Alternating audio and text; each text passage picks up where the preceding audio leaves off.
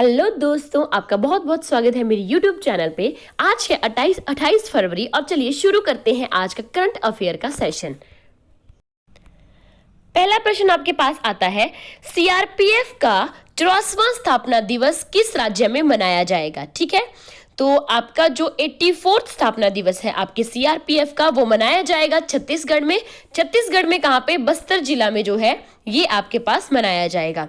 CRPF की बात करें तो सीआरपीएफ क्या होता है? सेंट्रल रिजर्व पुलिस फोर्स है आपके पास। वैसे इसकी घोषणा 1949 में हुई थी, लेकिन ये स्वतंत्रता के बाद जो है ये सब हुआ था। लेकिन अगर एग्जैक्टली बात करें तो 27 जुलाई 1939 में जो आपके पास क्या था कि ब्रिटिश काल के दौरान ये क्राउन प्रतिनिधि पुलिस के रूप में जो है ये सीआरपीएफ अस्तित्व में आई थी। ठीक है, फिर बाद में स्वतंत्रता के बाद ये 28 दिसंबर 1949 को जो है इसे केंद्रीय रिजर्व पुलिस बल बना दिया गया था, यानी कि सेंट्रल रिजर्व पुलिस फोर्स जो है वो बना दिया गया था। वैसे आपके पास सीआरपीएफ 1939 में अस्तित्व में आई है। ठीक है, अगर हेडक्वार्टर की बात करें तो सीआरपीएफ का जो हेडक्वार्टर है वो है नई दिल्ली में, और जो करंट हेड है अभी सीआरपीएफ के वो है डॉक्टर सुजॉय लाल थॉयसन। ठीक है, अगर आदर्श वाक्य की बात करें कि सीआरपीएफ का जो आदर्श वाक्य है वो है सेवा और निष्ठा। चलिए नेक्स्ट प्रश्न की तरफ बढ़ते हैं। अगला प्रश्न है, एंटरप्रेन्योर ऑफ द ईयर 2022 का खिताब किसने जीता है। तो एंटरप्रेन्योर क्या होता है? एंटरप्रेन्योर एक ऐसा व्यक्ति होता है जो बिजनेस को एक नए बिजनेस कंसेप्ट के साथ शुरू करता है। ठीक है, जो किसी व्यवसाय से जुड़ा होता है और वो अपने कोई भी बिजनेस उसने शुरू किया है उसको किसी नए कंसेप्ट से शुरू करता है। तो 2022 का खिताब जो है वो मिला हुआ है सज्जन जिंदल जी को। मैं ये नहीं बोल रही हूँ कि इनका बिजनेस सबसे बड़ा है, मैं ये बोल रही हूँ कि सबसे अच्छा बिजनेस व्यवसाय में जो कोई नई चीजें लेके आए हैं, नई तकनीकें लेके आए हैं, तो वो है आपके सज्जन जिंदल जी। ये जो है हेड है आपके JSW स्टील कंपनी के। और अगर बात करें कि खेल जगत में जो स्पोर्ट्स की बात करें तो उस जगत में सबसे बड़ा पुरस्कार होता है आपके पास लॉरियस पुरस्कार। मैं इसके बारे में पहले भी बता चुकी हूँ। जो लॉरियस पुरस्कार है वो सबसे बड़ा पुरस्कार माना जाता है। तो ये जो है मेन और वीमेन दोनों को दिया जाता है। तो अगर बात करें कि लॉरियस पुरस्कार जो है वो मेन में किसको दिया गया है, तो वो आपके पास दिया गया है मैक्स वेरस्टैपेन को। ठीक है, मैक्स वेरस्टैपेन को दिया गया है जो कि आपके पास बेल्जियम से हैं। ठीक है, यानी कि Laureus sports award for the sportsman of the year. ठीक है, तो ये दिया गया है। और अगर बात करें Laureus sports award for sports women of the year, तो वो आपके पास दिया गया है एलन थॉम्पसन को, जो कि आपकी जमैका से हैं। ठीक है, ये प्रश्न भी आपके पास इंपॉर्टेंट है क्योंकि ये खेल जगत का सबसे बड़ा पुरस्कार है। चलिए प्रश्न नंबर 3 की तरफ बढ़ते हैं। अभी हाल ही में आयोजित महिला T20 विश्व कप का खिताब किसने जीता है।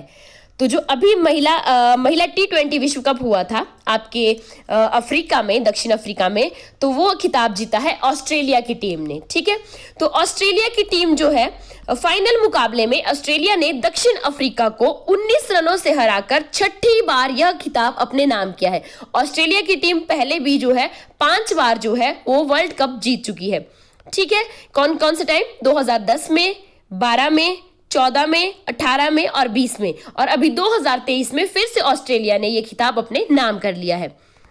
ये जो आपके पास T20 विश्व कप हुआ था ये दक्षिण अफ्रीका में ही आयोजित किया गया था और ये 10 फरवरी से लेकर 26 मार्च 2023 के तक चला था। ठीक है, तो जो विजयी टीम रही है वो रही है आपकी ऑस्ट्रेलिया की टीम। अगले प्रश्न की तरफ बढ़ते हैं। विश्व एनजीओ दिवस कब मनाया जाता है। एनजीओ क्या होता है आपके पास? एनजीओ होता है नॉन गवर्नमेंट ऑर्गेनाइजेशन। ठीक है, तो ये जो है वो 27 फरवरी को हर साल मनाया जाता है। इस साल जो 2023 की थीम थी, काफी बड़ी थीम थी, मानव अधिकारों को आगे बढ़ाने और सतत विकास लक्ष्यों को प्राप्त करने में गैर सरकारी संगठनों का भूमिका और प्रभाव। ये जो है थीम थी, काफी बड़ी है। तो एग्जाम पर्सपेक्टिव से तो ये मुझे नहीं लगता इतनी बड़ी थीम पूछी जाएगी, लेकिन ये पता होना चाहिए कि एनजीओ दिवस जो है वो हर साल 27 फरवरी को मनाया जाता है। प्रश्न नंबर 5 है, भारत के किस राज्य में अजंता एलोरा इंटरनेशनल फेस्टिवल 2023 का यहाँ पे मिसप्रिंट है, आयोजन किया गया। ठीक है, तो भारत में आपको बताना है कि भारत की किस राज्य में जो अजंता एलोरा फेस्टिवल होता है उसका आयोजन किया गया है। अजंता एलोरा की गुफाएं कहाँ पे हैं? अजंता एलोरा तो गुफाएं हैं आपके पास जो महाराष्ट्र में है, तो महाराष्ट्र में ही जो है इस फेस्टिवल का आयोजन किया गया है। यह त्योहार एलोरा और अजंता की गुफाओं की कलाकृति और वास्तुकला को तो दिखाता ही है, साथ में ये स्थानीय और अंतरराष्ट्रीय कलाकारों के प्रदर्शन को भी प्रदर्शित करता है। ठीक है, इंपॉर्टेंट क्वेश्चन है कि ये फेस्टिवल कहाँ मनाया जाता है, तो ये आपके महाराष्ट्र की बात हो रही है। अगले प्रश्न की तरफ बढ़ते हैं। 2023 में किसने मार्कोनी पुरस्कार जीता है? ये भी आपके पास इंपॉर्टेंट क्वेश्चन है कि 2023 में जो है वो मार्कोनी पुरस्कार किसे मिला है? तो ये पुरस्कार मिला है हरि बालकृष्णन जी को, जो कि आपके पास एक कंप्यूटर वैज्ञानिक है। ये जो है तो ये MIT कैम्ब्रिज में electrical engineering and computer science विभाग में प्रोफेसर हैं आपके पास। ठीक है, तो ये आपके पास जो है इनको जो है वो नई एडवांसमेंट जो इन्होंने की है कंप्यूटर साइंस की फील्ड में, उसके लिए इनको जो है ये अवार्ड दिया गया है। अगले प्रश्न की तरफ बढ़ते हैं। प्रश्न नंबर 7, किस देश में कोबरा वॉरियर नामक युद्धाभ्यास आयोजित किया जाएगा? तो कौन से देश में जो है ये अभी कोबरा वॉरियर जो युद्धाभ्यास चला है वो किस देश में आयोजित किया जाएगा? तो ये किया जाएगा आपका इंग्लैंड में। क्या होता है ये कोबरा वॉरियर? ये एक्चुअली में आपके पास एक वायु अभ्यास होता है जिसमें आपके जो विमान होते हैं, लड़ाकू विमान या जो भी विमान होते हैं वायु में जो होते हैं, तो उनका जो है अभ्यास करवाया जाता है। तो एक प्रकार का ये वायु अभ्यास होता है। तो इंग्लैंड में ये होगा जिसमें फिनलैंड, स्वीडन, दक्षिण अफ्रीका, संयुक्त राज्य अमेरिका की वायु सेनाएं जो है वो भाग लेंगी और अपना जो है वो प्रदर्शन दिखाएंगी। अगला प्रश्न आता है, किस दिन इंटरनेशनल पोलर बियर डे मनाया जाता है? तो इंटरनेशनल पोलर बियर डे मनाया जाता है 27 फरवरी को। थोड़ी देर पहले मैंने बताया 27 फरवरी को एक और दिन मनाया जाता है, कौन सा बताइए? NGO दिवस भी आपका 27 फरवरी को ही मनाया जाता है। ठीक है, तो ये जो इंटरनेशनल पोलर बियर डे है ये 2011 से इस दिवस को मनाने की शुरुआत की गई थी।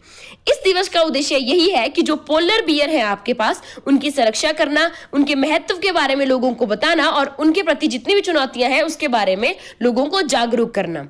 तो 27 फरवरी को आपके पास मनाया जाता है इंटरनेशनल पोलर बियर डे। अगला प्रश्न आता है, इब्राहिम मुस्तफा रैंकिंग सीरीज 2023 में किसने कांस्य पदक जीता है? आपको बताना है जो अभी इब्राहिम मुस्तफा रैंकिंग सीरीज हुई थी उसमें जो है ब्रॉन्ज मेडल किसने जीता है? अगर बात करें तो उसमें जो पुरुष कैटेगरी में अंकित गुलिया जी ने जो है वो ये अवार्ड जो है अपने नाम किया हुआ है। ये भारतीय पहलवान अंकित गुलिया ने मिस्र के अलेक्जेंड्रा में इब्राहिम मुस्तफा रैंकिंग सीरीज 2023 में पुरुषों के 72 के वर्ग में कांस्य पदक जीता है।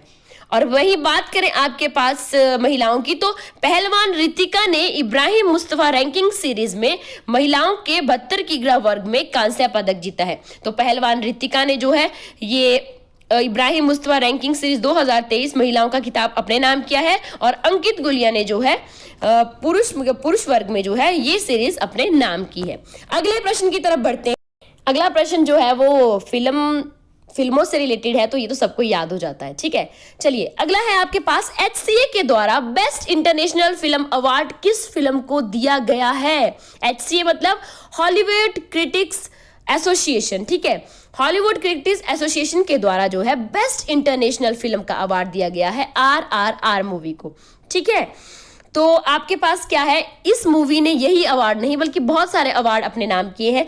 Golden globe award for best original song भी इसी मूवी को मिला है। फिर बेस्ट क्रिटिक्स चॉइस अवार्ड भी इसी मूवी को मिला है। और इवन ये मूवी जो है वो आपके पास ऑस्कर अवार्ड के लिए भी नॉमिनेटेड हुई है, जो कि आपके पास ऑस्कर अवार्ड 12 मार्च को दिया जाएगा। तो देखते हैं अभी ऑस्कर अवार्ड के लिए नॉमिनेट तो हुई है मूवी, मिलता है या नहीं मिलता है। ठीक है, तो अगर आपको मेरी वीडियो पसंद आई हो तो मेरी वीडियो को लाइक कीजिए, चैनल को सब्सक्राइब कीजिए। Thank you.